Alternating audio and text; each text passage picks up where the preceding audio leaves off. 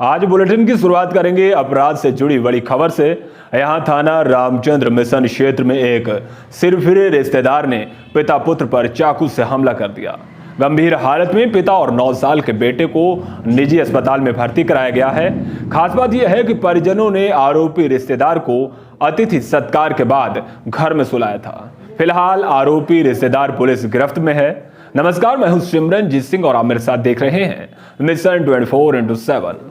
आप शुरुआत करेंगे जिले भर की सभी छोटी बड़ी खबरों की फटाफट अंदाज में। थाना रामचंद्र मिशन क्षेत्र के मिस्रीपुर मोहल्ले से दिल दहला देने वाली घटना सामने आई है। यहां एक सिरफिरा युवक प्रिंस, जो कि हरदोई जिले का रहने वाला है, वो कल रात 10 बजे अपने मौसा सुधीर के घर आया था। वहीं मौसी आरती अपने कमरे में छोटे बेटे के साथ सो रही थी। आरोपी दूसरे कमरे में पिता पुत्र के पास चारपाई पर सो रहा था। देर रात लगभग 2 बजे पिता पुत्र पर प्रिंस ने चाकू से हमला कर दिया। हमले में सुधीर और 9 साल का बेटा लक्ष्य गंभीर रूप से घायल हो गया। घटना क्यों हुई, इसका अभी पता नहीं चल सका है। परिवार के शोर मचाने पर पड़ोसियों की मदद से आरोपी को एक कमरे में बंद कर दिया गया। सूचना के बाद मौके पर पहुंची पुलिस ने आरोपी को गिरफ्तार कर लिया। आनन फानन में चाकू के हमले से घायल हुए पिता पुत्र को जिला अस्पताल में भर्ती कराया गया। यहां से परिवार वाले उन्हें एक निजी अस्पताल ले गए। यहां दोनों की हालत गंभीर बनी हुई है। फिलहाल पुलिस ने इस मामले में आगे की कार्रवाई शुरू कर दी है। विश्व हिंदू परिषद ने जिला अधिकारी को आज एक शिकायती पत्र दिया है। शिकायत में कहा गया कि मोहल्ला मानूजई राजघाट पुलिस चौकी के पास हिंदू समुदाय के लोगों के मकान है। आरोप है कि एक समुदाय विशेष के लोग मकान के लेंटर का जबरन छज्जा निकाल रहे हैं, जिसका विरोध करने पर लोगों की पिटाई का भी आरोप लगा है। विश्व हिंदू परिषद ने मामले में जांच के बाद कार्रवाई की मांग की है। थाना रौजा के अजीजपुर गांव में 17 साल के किशोर ने पेड़ से लटक कर आत्महत्या कर ली। आत्महत्या की वजहों की जानकारी अभी नहीं हो पाई है।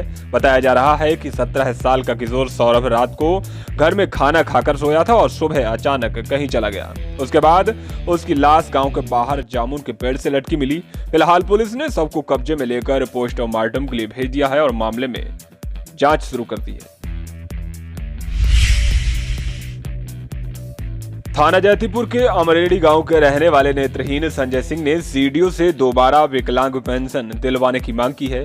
पीड़ित का कहना है कि पहले उसे विकलांग पेंशन मिल रही थी, लेकिन अचानक पेंशन मिलना बंद हो गई। फिलहाल मुख्य विकास अधिकारी ने मामले में जांच के आदेश दिए हैं। कटरा पुलिस और एसओजी ने 7 जुआरियों को गिरफ्तार किया है, जिनके पास से करीब 46,000 रुपए की नकदी और ताश के पत्ते बरामद हुए हैं। साथ ही पुलिस ने इनके पास से 5 मोटरसाइकिल और 7 मोबाइल फोन भी बरामद किए हैं। गिरफ्तार किए गए सभी जुआरी कटरा इलाके के ही रहने वाले हैं। फिलहाल पुलिस ने कार्रवाई करते हुए सभी जुआरियों को जेल भेज दिया है। थाना जलालाबाद के हार कठेटा गांव के रहने वाले राजेश पाल ने गांव के ही कुछ लोगों पर खेत कब्जाने का आरोप लगाया है। राजेश पाल का कहना है कि गांव के ही महेंद्र पाल, सत्येंद्र पाल और पुष्पेंद्र सिंह खेत में फसल नहीं बोने दे रहे हैं। पीड़ित ने आरोपियों पर जान से मारने की धमकी देने का भी आरोप लगाया है।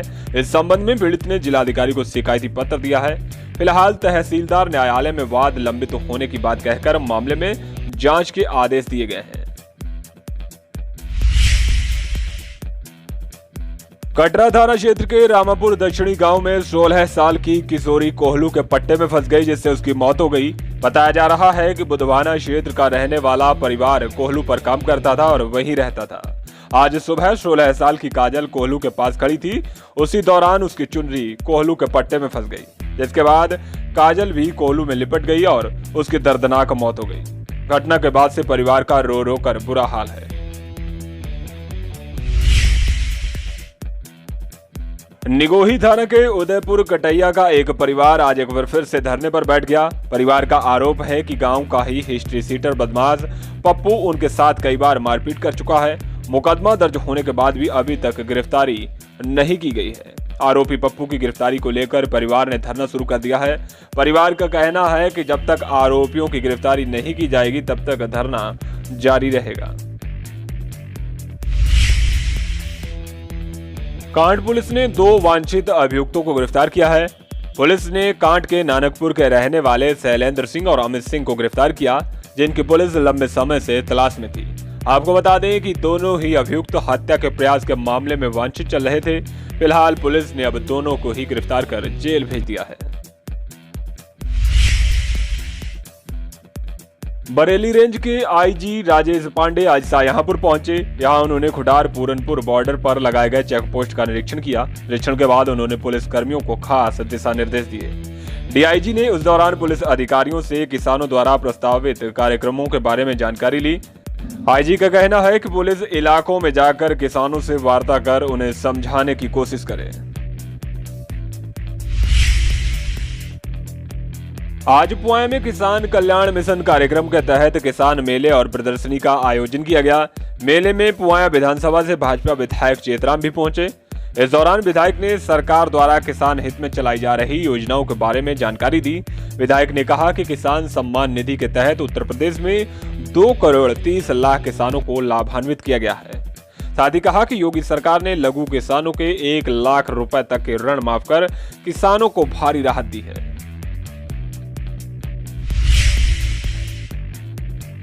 जिले में कानून व्यवस्था को मजबूत करने के लिए पुलिस अधीक्षक ने 6 थानाध्यक्षों के तबादले किए हैं। एसपी एस आनंद के आदेश पर प्रवीण कुमार सोलंकी को प्रभारी निरीक्षक तिलहर और दिनेश कुमार शर्मा को रौजा प्रभारी निरीक्षक बनाया गया है। वहीं पुलिस अधीक्षक के पीआरओ रहे राजीव रंजन को वाचक पुलिस अधीक्षक की जिम्मेदारी दी गई है और रौजा थानाध्यक्ष राजेंद्र बहादुर सिंह को कलान और कलान से तबादला होकर आए दिलीप कुमार को थानाध्यक्ष सेरामऊ दक्षिणी बनाया गया है। वहीं सेरामऊ दक्षिणी के थानाध्यक्ष रहे नीरज सिंह को पीआरओ पुलिस अधीक्षक बनाया गया है। गाजियाबाद के मुरादनगर में शमशान घाट में हुए दर्दनाक हादसे के बाद अब शाहजहांपुर नगर निगम भी चौकन्ना हो गया है। नगर निगम ने अपनी सीमा के अंदर बने सरकारी इमारतों की मजबूती के स्तर का ऑडिट कराने के लिए टेंडर जारी किया है, जिसके बाद अब कोई तीसरी संस्था नगर निगम के सरकारी भवनों की मजबूती जांचेगी। इसके अलावा नगर निगम निजी जर्जर भवनों को भी सार्वजनिक नोटिस जारी कर रहा है। निगम ने जर्जर भवन स्वामियों को चेतावनी दी है कि अगर उनके भवनों से किसी भी प्रकार की जानमाल का नुकसान हुआ तो उसकी जिम्मेदारी भवन स्वामी की होगी।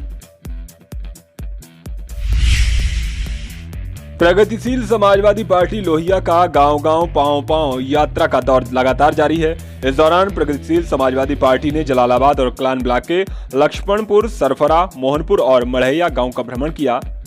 इस तरह बड़ी संख्या में बेरोजगार युवक और युवतियों के फार्म रजिस्ट्रेशन भी कराए गए। पार्टी दावा कर रही है कि सरकार बनने पर परिवार के एक-एक युवक या युवती को सरकारी नौकरी दी जाएगी।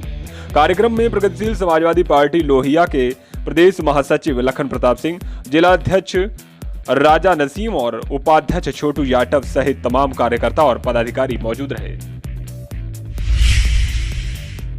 गौवंशों को सर्दी से बचाने के लिए शाहजहांपुर जिला अधिकारी ने काऊ कोट तैयार किए हैं। गौवंश के लिए यह कोट जिला कारागार के कैदियों ने वेस्ट मटेरियल से तैयार किए हैं। जिलाधिकारी इंद्र विक्रम सिंह और पुलिस अधीक्षक एस आनंद नगर निगम की काना गौशाला पहुंचे। यहां उन्होंने अपने हाथों से गौवंश को काऊ कोट पहनाए। भीषण सर्दी के चलते गौशाला में गौवंशों का बुरा हाल था, जिसके बाद जिलाधिकारी और कारागार के जेल अधीक्षक के प्रयासों से कैदियों ने पुराने कंबलों और रद्दी सामान से गौवंश के लिए कोट तैयार किए हैं। जिलाधिकारी और दूसरे अधिकारियों ने अपने हाथों से गौवंश को कोट पहनाया। जिलाधिकारी का मानना है कि इस तरह से गौवंश को सर्दी से राहत मिलेगी। इस दौरान जिलाधिकारी ने कारागार के कैदियों और जेल अधीक्षक की प्रशंसा की।